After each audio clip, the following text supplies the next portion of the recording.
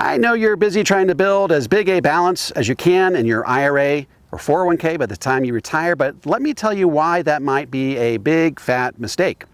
First of all, your entire goal should be to create as much after-tax spendable cash flow in retirement as possible. So that means that if you're saving money in your IRA or 401k without an eye towards what tax rates are likely to be when you retire, then you'll be in for a huge surprise by the time you decide to take distributions in retirements. Here's the issue. Our country's balance sheet is catastrophically out of whack. How out of whack are we talking? According to economist and Boston University professor Larry Kotlikoff, we'd have to have $239 trillion sitting in a bank account today, earning Treasury rates to deliver on all the promises we made for Social Security, Medicare, Medicaid, and interest on the national debt over the next 75 years alone. That means the national debt isn't really $32 trillion. It's much closer to $239 trillion. And there's an extremely high chance the federal government will have to dramatically raise taxes in the next 10 years to compensate for that huge fiscal shortfall.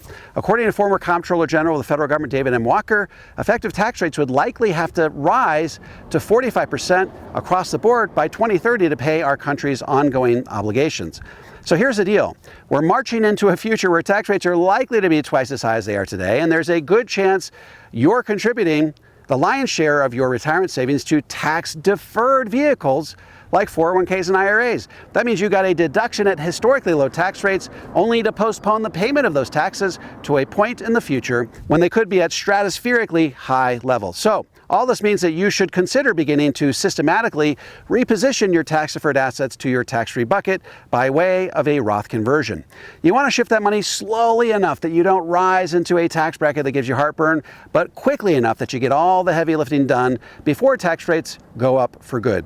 I think 2030 is a pretty good target date by which to complete your asset repositioning plan. But here's the deal. You don't want to be so overzealous in your crusade to get dollars shifted to tax-free that you leave nothing in your tax-deferred IRA or 401k. Here's why. By the time you retire, all the deductions you enjoyed during your working years will have vanished into thin air. Right when you need them the very most. House is paid off, your kids have moved out, you're no longer contributing to that tax-deductible account like 401ks or IRAs. So the IRS, and their infinite goodness, recognizes this, so they give you a deduction. It's called the standard deduction, which if you retire today as a married couple would be $27,700. It goes up by an additional $1,500 if you're over age 65.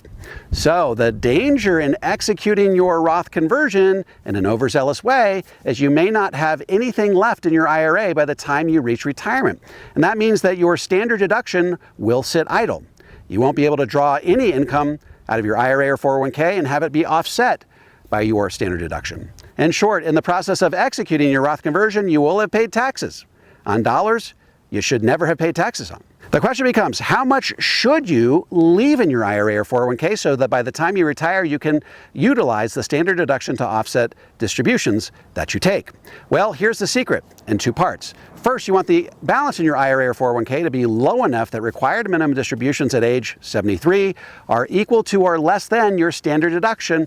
And second, you also want the balance to be low enough that those RMDs don't cause Social Security taxation. Because remember, any distributions from IRAs or 401ks count as provisional income, which is what the IRS tracks to determine if they are going to tax your Social Security.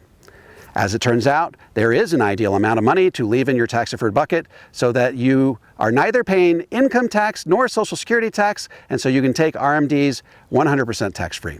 For a married couple, this amount is about $350,000. For a single person, it's half that amount. In other words, in a rising tax rate environment, there is a mathematically perfect amount of money to have in your tax-deferred bucket regardless of your net worth. Now, there is an exception to everything I've said up to this point, and that's if you have a pension.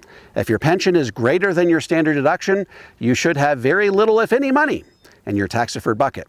In other words, your pension will effectively neutralize your standard deduction, and any distributions you take from your tax-deferred assets will show up on the IRS's radar and be taxed at whatever those future tax rates happen to be. And that could really be rolling the dice on your after-tax income in retirement. In summary, if you're contemplating doing a Roth conversion as a way of shielding yourself from potential tax increases in the future, make sure you leave enough money in your IRA or 401k so that RMDs can be offset by your standard deduction and put you in a position to receive your Social Security 100% tax-free. Folks, in the next 10 years, I'm looking to put 100,000 Americans on the road to the 0% tax bracket. If you'd like some help getting on the road to a tax-free retirement, be sure to check out my tax-free toolkit. You can download it for free at taxfreetoolkit.com.